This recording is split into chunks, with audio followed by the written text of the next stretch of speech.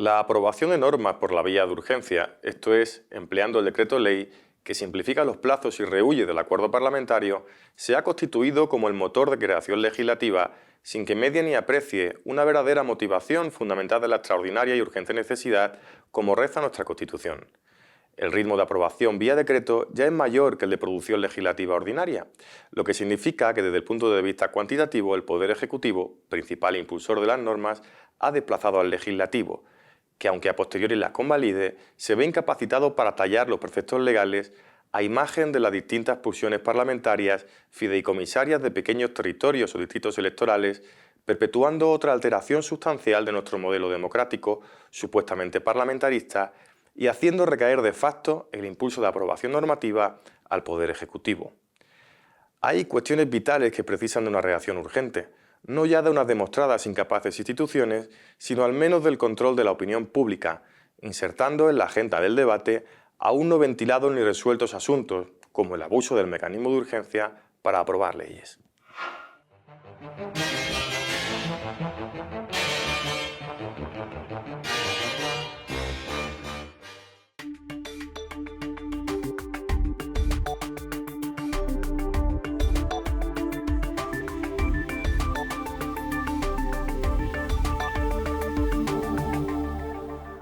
Podemos ha anunciado una nueva ley para combatir la desinformación y las fake news con el fin de democratizar los medios de comunicación. La portavoz de la formación, Alejandra Jacinto, ha señalado que esta iniciativa busca crear mecanismos para identificar y sancionar la difusión de noticias falsas, además de promover la transparencia y la diversidad en los medios. La propuesta incluye la creación de un observatorio independiente para supervisar la veracidad de las noticias y aplicar sanciones a los medios que difundan información falsa de manera intencionada. Además, se fomentará la alfabetización mediática para que los ciudadanos puedan identificar las fuentes fiables. Sin embargo, esta medida ha generado algunas dudas sobre la objetividad y la posible influencia política en la evaluación de la veracidad informativa. Podemos asegurar que esta ley fortalecerá la confianza en los medios y garantizará un entorno informativo más justo. Pero algunos críticos temen que la iniciativa pueda tener un impacto en la libertad de prensa y en la diversidad de opiniones, lo que podría llevar a un control excesivo sobre los contenidos difundidos. En cualquier caso, la formación defiende la urgencia de esta ley en un momento donde la desinformación supone un desafío importante para la democracia. La Agencia Española de Protección de Datos ha multado con 20.000 euros a una productora de conciertos por solicitar copias del DNI de los padres o tutores de menores de 16 años como condición para asistir a sus eventos. La sanción se originó tras la queja de una ciudadana quien argumentó que la solicitud de esta documentación y la forma en que se manejaban los datos personales infringía las normativas de protección de datos. La investigación de la AEPD reveló que la empresa no solo violaba el principio de minimización de datos al recopilar información innecesaria, sino que también utilizaba formularios desactualizados y faltos de información adecuada sobre la protección de estos datos. Como resultado, la agencia no solo impuso la multa, sino que también ordenó a la productora actualizar sus procedimientos y documentación para cumplir con las normativas vigentes. Finalmente, la productora decidió acogerse a las reducciones de la sanción ofrecidas por la AEPD, lo que redujo el monto a pagar 12.000 euros en lugar de los 20.000 euros inicialmente impuestos. Además, se le dio un mes para adecuar sus prácticas a las regulaciones actuales de protección de datos, eliminando la necesidad de presentar copias del DNI de los tutores de estos menores. El juzgado de Valdemoro ha eximido a una hija única de pagar los gastos jurídicos de la herencia de su padre, que le había dejado solo la legítima estricta en su testamento, mientras que nombró a su viuda como heredera universal. La hija logró que todas las deudas de la herencia recayeran sobre la viuda, quien también tendrá que cubrir los gastos de los peritos y del contador partidor. La sentencia dictada por la magistrada Patricia del Río Rodríguez desestimó la demanda de la viuda y la condenó con costas. Según el abogado de la hija, Ignacio Palomar Ruiz, del despacho Servilegal, la estrategia legal se basó en que la hija, al ser legataria y no heredera, no tiene que asumir las deudas de la herencia. Esto se fundamenta en los artículos 660 y 661 del Código Civil. Aunque la sentencia no es firme y cabe recurso, la resolución del juicio ha permitido a la hija recibir bienes sin asumir las deudas del fallecido. El Tribunal Supremo ha anulado las sentencias que consideraban procedente el despido de un conductor repartidor después de que se le reconociera una incapacidad permanente total para su profesión habitual. El empleado, tras sufrir una grave lesión y estar 2 años de baja, fue despedido por negarse a trabajar al sentirse incapacitado, pese a que la Seguridad Social inicialmente le denegó la incapacidad. La Sala de lo Social del Supremo ha ordenado que se emita una nueva sentencia teniendo en cuenta el reconocimiento posterior de esta incapacidad. El empleado había sido despedido por motivos disciplinarios después de reincorporarse al trabajo y negarse a realizar sus funciones, alegando su incapacidad, lo cual fue respaldado por un informe médico de urgencias. El Tribunal Supremo ha decidido que para garantizar una tutela judicial efectiva y evitar indefensión, el caso vuelva al juzgado para que se dicte una nueva sentencia.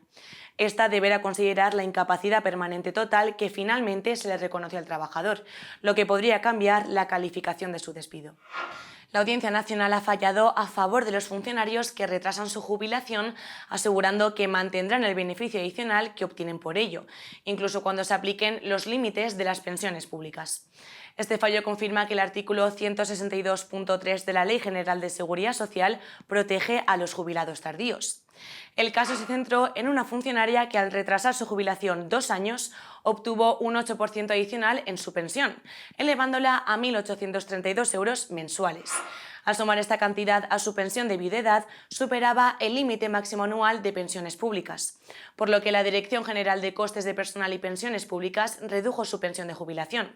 Sin embargo, el Tribunal Económico Administrativo Central y ahora la Audiencia Nacional han reconocido su derecho a recibir el porcentaje adicional, respetando así el beneficio por retrasar su jubilación.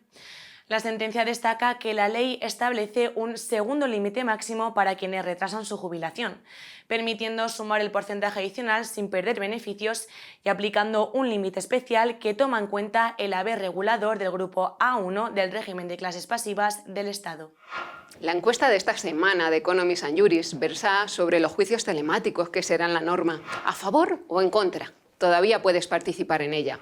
Sobre esta cuestión ya se han pronunciado en Economists and Juris diversas personalidades del mundo de la justicia, entre ellas el magistrado Fernando Portillo, presidente de Foro Judicial Independiente, quien considera un error convertir en regla general la presencia telemática en los juicios. Portillo destaca que en las vistas funcionan una serie de principios que están en la propia Constitución, como es el de inmediación, esencial para que el juez pueda valorar correctamente la prueba, y el de publicidad, por el cual todos los juicios en España son públicos, y afirma que el abuso de lo telemático puede ser perjudicial para la correcta aplicación de estos principios. A María Jesús del Barco, presidenta de la Asociación Profesional de la Magistratura, también le cuesta encontrar los pros a los juicios telemáticos, entre otras cuestiones porque cree que la inmediación o es presencial o no es, por los problemas técnicos de sonido e imagen que se plantean, y señala que por más que el Real Decreto Ley 6/2023 indique que hay que mantener el decoro, por desgracia hemos visto juicios en los que se declara desde el coche o desde el chiringuito de la playa.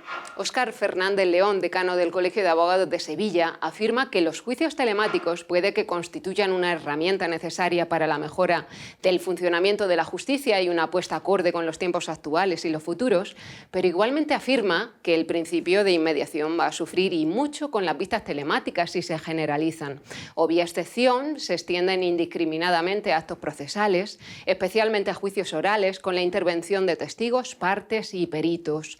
Este decano afirma que la pérdida de la información derivada de la interlocución digital con los interrogados supondrá una privación de indudable valor para jueces y abogados, pues jamás podrá igualarse a la riqueza y caudal de datos que los ofrecen la cercanía y la presencia física. Ante esta situación, Fernández León destaca que la formación en comunicación forense es una necesidad.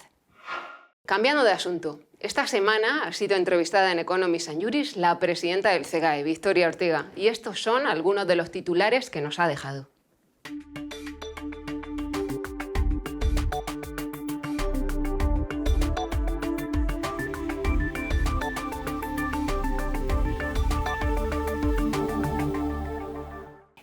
Si el Consejo aprobamos que lo idóneo son 2 mandatos, a mí me costaría mucho explicar por qué yo me quedo 3, ¿no? Cuando he participado en esa aprobación.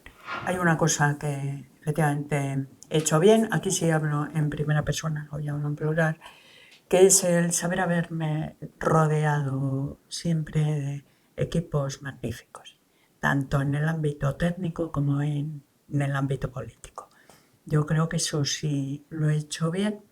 Y otro tema que creo que he hecho bien ha sido el apostar por la unidad dentro del Consejo, aunque muchas veces haya que renunciar por ello a posturas más ambiciosas y más combativas. El tema que tengo pendiente o el que tengo en la cabeza que no se ha realizado, ¿no? Estamos con el tema de justicia gratuita y el turno. Entonces,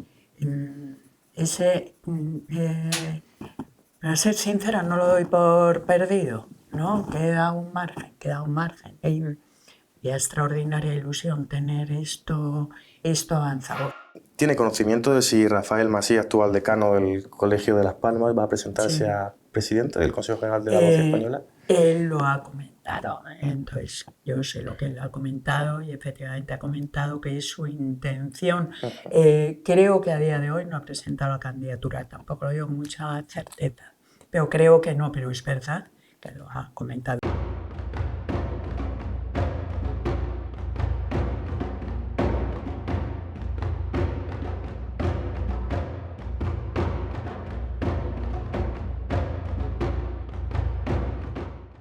Bienvenidos una semana más al juicio, donde al igual que nuestros tribunales, pero nosotras de manera más rápida, vamos a juzgar a nuestros personajes públicos. Buenos días, Sara. Buenos días, María.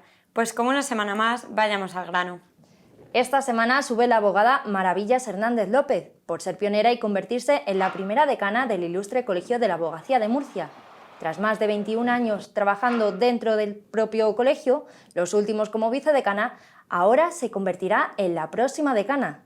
Cabe recordar que durante la campaña electoral, Maravillas aseguró que si salía elegida daría prioridad a 3 cuestiones: mejorar la conciliación de la abogacía, garantizar unas pensiones de jubilación dignas para sus compañeros y darle una vuelta a las retribuciones del turno de oficio, ya que la abogada asegura que en la región de Murcia son discriminatorias lo que se cobra en comparación con otras comunidades autónomas. Y el baja de esta semana es para el Ministerio para la Transición Ecológica y el Reto Demográfico, dirigido por Teresa Rivera, que en tan solo 2023 destinó más de 5 millones de euros en darse publicidad.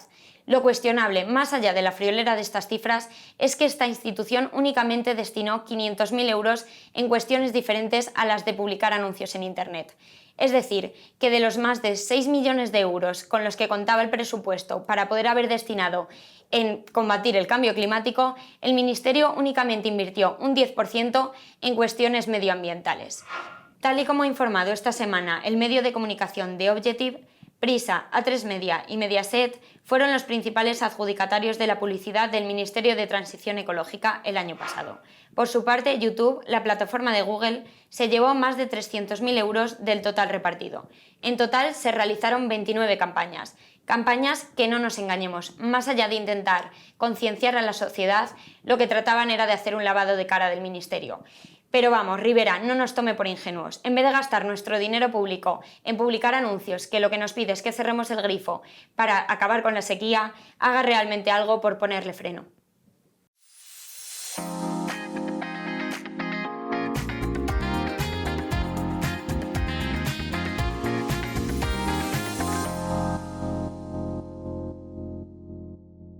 En un entorno tan exigente y estresante como el de la abogacía, la meditación se ha convertido en una herramienta invaluable para reducir el estrés y mejorar la concentración. Al dedicar unos minutos al día a esta práctica, los abogados pueden alcanzar una mayor claridad mental y una mejor toma de decisiones, beneficiando tanto su vida personal como profesional. Estudios recientes muestran que la meditación no solo ayuda a disminuir los niveles de ansiedad, sino que también mejora la calidad del sueño y promueve un bienestar emocional general. Los expertos señalan que la atención plena y las técnicas de respiración utilizadas en la meditación permiten gestionar mejor las emociones y enfrentar los desafíos diarios con mayor calma y resiliencia. Además, la meditación fomenta mejores relaciones laborales al mejorar la comunicación y la empatía entre compañeros. Esto se traduce en un ambiente de trabajo más armonioso y productivo. En definitiva, la meditación ayuda a los abogados a desconectar del trabajo y disfrutar de un equilibrio saludable entre su vida laboral y personal. Un día como ayer, hace más de un siglo, se marcó un hito en la historia del deporte español con la celebración del primer partido de fútbol femenino en el país. El 31 de mayo de 1914, en el campo del Sardinero, en Santander, dos equipos formados por jóvenes trabajadoras desafiaron las normas sociales de la época al aventurarse en un deporte dominado por hombres. A pesar del escepticismo, su valentía atrajo a una multitud de espectadores. Y casi un siglo después, el legado de aquellas pioneras se ve reflejado en la reciente victoria en la Champions del Barça femenino, que ha conquistado los corazones de aficionados de todo el mundo con su talento y determinación en el terreno de juego. Este triunfo no solo celebra el presente del fútbol femenino, sino que también rinde homenaje a las mujeres que allanaron el camino en una época donde jugar al fútbol era impensable para ellas. Madrid a 1 de junio. Gracias por acompañarnos una semana más. Esto es Economist & Juris, la Casa del Derecho. Feliz fin de semana.